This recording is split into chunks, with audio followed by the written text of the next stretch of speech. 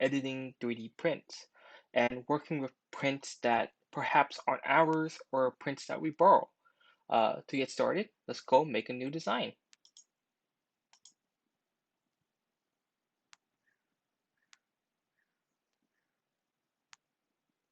Give it a second. All right.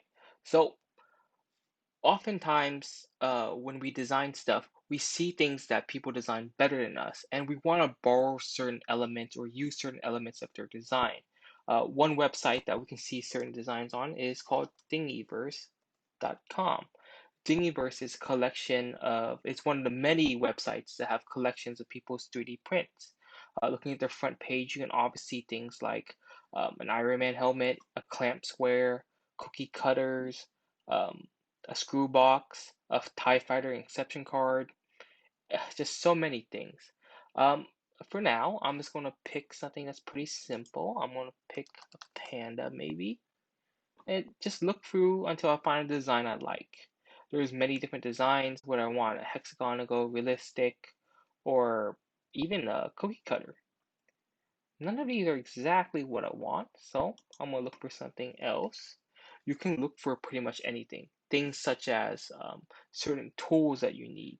Sometimes you need a jig for for designing things, like a cutout jig, like so.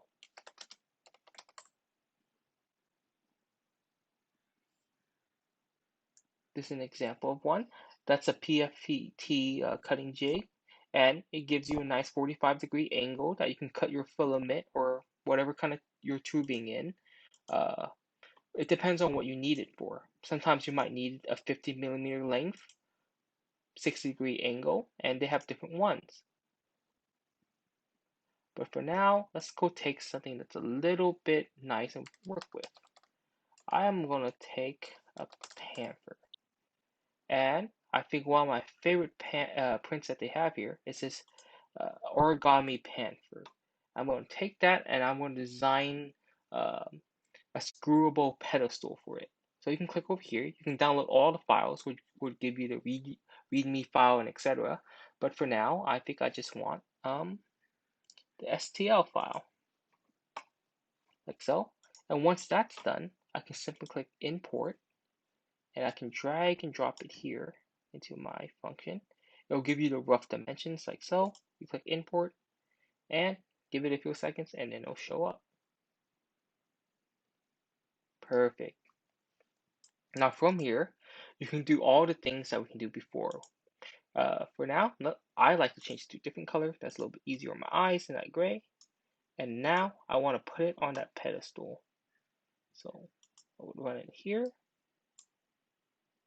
pull it out, and we're doing the same things that we did for our name tag, except this time we're using someone else's print, and we want to do this until it's raised up just about perfect. But as we can see, it's not perfectly centered on there. And to achieve this, we can use certain tools in this Tinkercad. In order to do that, we first make a square and select both objects.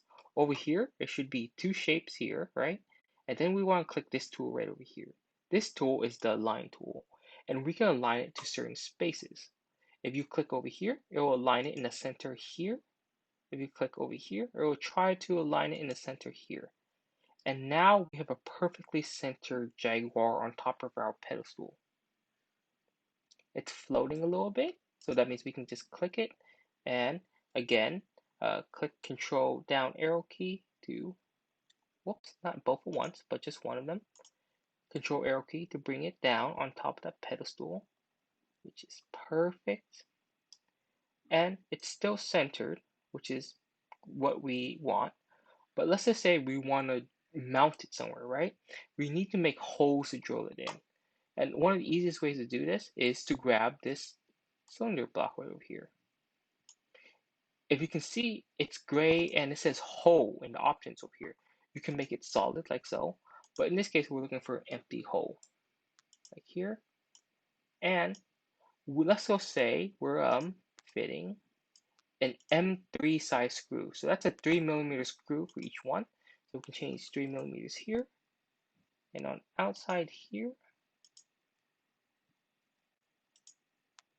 like so. We can also change that to 3, and it will perfectly fit a 3mm size screw. If we were trying to fit a 7mm screw, like so, we can set all 7mm,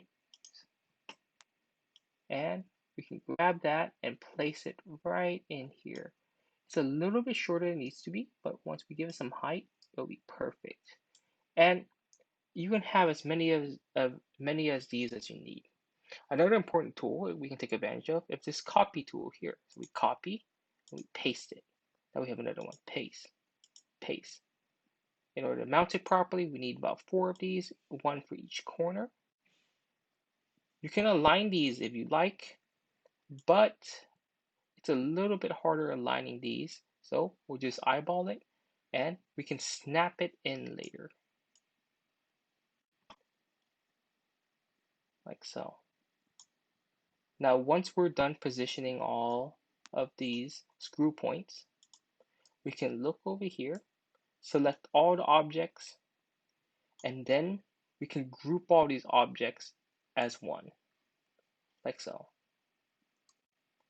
And the holes are finally machined and functioned out, like so. And everything now is one solid block that we can move around as we wish, which is perfect and exactly what we need. Now that we have this ready, we can show you, like I mentioned last time, how to prepare this this 3D file into readable code for your printer. And we'll be done with that. Now that we're done with that, we'll just move on to that. See you guys in the video.